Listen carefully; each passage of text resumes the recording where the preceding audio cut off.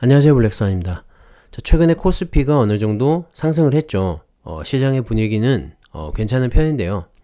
사실 체감은 잘 안 됩니다. 그 이유는 당연히 이 삼성전자가 횡보를 하고 있기 때문인데요. 코스피가 아무리 올라도 이 삼성전자가 오르지 못하면 힘을 쓰지 못합니다. 그만큼 이 코스피에서 삼성전자가 차지하는 비중이 상당히 높다는 뜻이고요. 이 삼성전자와 관련된 기업들도 엄청나죠. 이 삼성전자의 이 납품을 하는 반도체 관련 중소기업들을 말하는데요. 최근에는 이 반도체 장비 관련주들이 먼저 움직이기 시작을 했습니다. 공장 증설과 시설 확충으로 인해서 이 관련 인프라가 먼저 움직이고 있는 것 같은데요.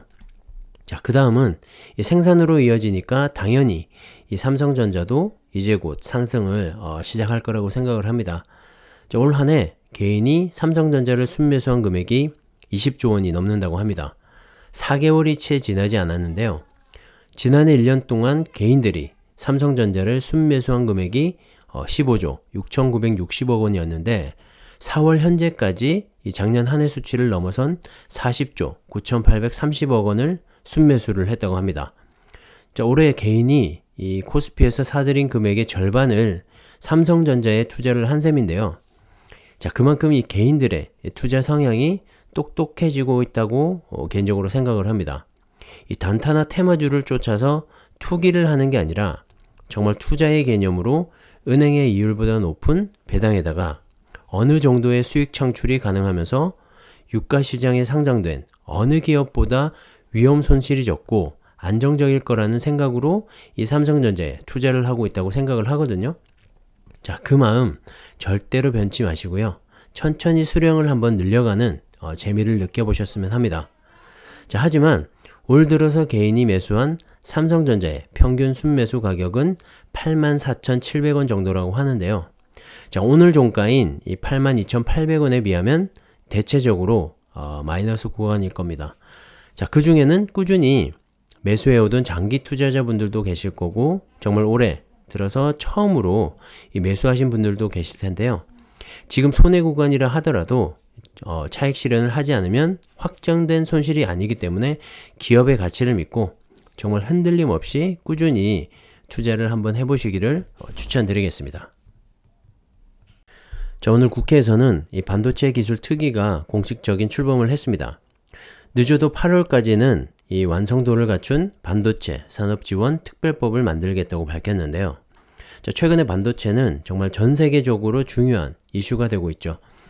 미국에서도 이 바이든 대통령이 직접 이 관련 업체들을 초청해서 회의를 가졌는데요. 사실 미중 무역 전쟁도 알고 보면 이 반도체 패권 전쟁이었죠. 중국의 급성장을 의식한 미국의 이 선제 조치라고 볼 수가 있는데요. 그만큼 이 반도체는 미래 산업에 있어서 너무너무 중요한 산업재죠. 미국도 이 자국 내의 반도체 공장 유치를 위해서 특별법 제정으로 이 세제 혜택 등의 인센티브를 제공하겠다고 밝혔는데요. 우리나라 정부도 가만히 있을 수가 없죠. 정부와 국회가 나서서 이 반도체 특별법을 제정하고 관련 지원책을 마련하겠다는 건데, 이번에 이 특별법이 정말 기대가 되는 게 미국과 대만 등 이 다른 경쟁 국가에 비해 더 압도적인 정말 압도적인 지원책이 나올 확률이 매우 높기 때문입니다. 특위위원장도 이번 특별법은 경쟁국의 지원책을 압도할 수준이고 파격을 넘어선 초파격적인 지원책을 내놓겠다고 했는데요. 사실 우리나라의 반도체 기술은 세계 최고죠. 그 중심에는 삼성전자가 있는데요. 이런 기업과 기술 그리고 설비 투자 등을 다른 나라에 절대 뺏길 수는 없죠. 특히 21세기 경제의 쌀이고 이 한국 경제를 이끌어가는 핵심 산업이기 때문에 정말 파격적인 지원책이 나오지 않을까 기대가 됩니다. 당연히 삼성전자에도 호재로 작용을 하겠죠. 현재 경기도 평택에 6개 공장을 지을 계획인데요. 2개는 이미 완성이 됐고 세 번째 공장의 외관 공사가 한창 중인데 특별법이 제정이 되면 이 삼성전자의 반도체 투자가 더 속도를 내지 않을까 하는 생각이 듭니다. 아직 오피셜은 아니지만 삼성전자 평택 3공장이죠. P3 라인과 관련해서 이 관계자가 투자 규모와 시기를 밝혔는데요. 정말 파격적입니다. 3공장에만 최대 50조 원을 투자하고 6월 중에 이 투자 계획을 발표할 예정이라고 하는데요. 자, 앞서 말씀드린 대로 현재 외관공사가 올해 끝이 나면 내년부터는 장비 도입이 시작되죠. 그리고 시생산에 들어가서 자, 2023년부터는 이 반도체 생산을 할 수 있을 것으로 보이는데요. 자, 7나노 이하 공정의 필수 장비죠. EUV 극자외선 이 노광기의 가격이 한 대당 2천억에 이르기 때문에 장비 도입의 여부에 따라서 이 투자 규모도 어느 정도는 변동이 있을 것 같습니다. 자, 삼성전자는 파운드리 사업도 사활을 걸고 있지만 메모리 반도체 세계 1위의 기업이기 때문에 자, 메모리 반도체와 이 비메모리 반도체를 적당히 조율을 하면서 이 생산 라인을 늘릴 것으로 보이는데요. 자, 정부에서도 곧 지원책이 발표가 되고 자, 그에 따라서 삼성전자의 투자 계획안도 이어서 발표가 되지 않을까 그런 생각을 해보는데 자, 5월이 정말 기다려집니다. 미국 오스틴의 투자 계획도 이 5월 중에 발표가 될 것으로 보이는데요. 자, 한미 정상회담 전후로 발표가 될 것 같은데 자, 5월 20일 그쯤 되겠죠. 5월 20일 전후가 되지 않을까 그렇게 기대를 해보겠습니다. 자, 파운드리 세계 1위 업체죠. 시장 점유율이 50%가 넘는데요. TSMC의 창업자가 이 삼성전자는 웨이퍼 제조 분야에서 TSMC의 강력한 경쟁 상대라고 처음으로 밝혔습니다. 예전에는 관심을 끌지 못하던 삼성이 물론 이 파운드리 분야겠죠. 자, 그런 삼성이 지금은 두려운 경쟁 상대에서 강력한 경쟁 상대로 점점 변하고 있다는 말을 했습니다. 자, 한동안 이 파운드리 분야에서 정말 독보적인 TSMC였죠. 정말 경쟁 상대가 없었는데요. 역시 삼성전자라는 생각이 드는 게 최근에 파운드리 사업 투자를 보면 알 수가 있습니다.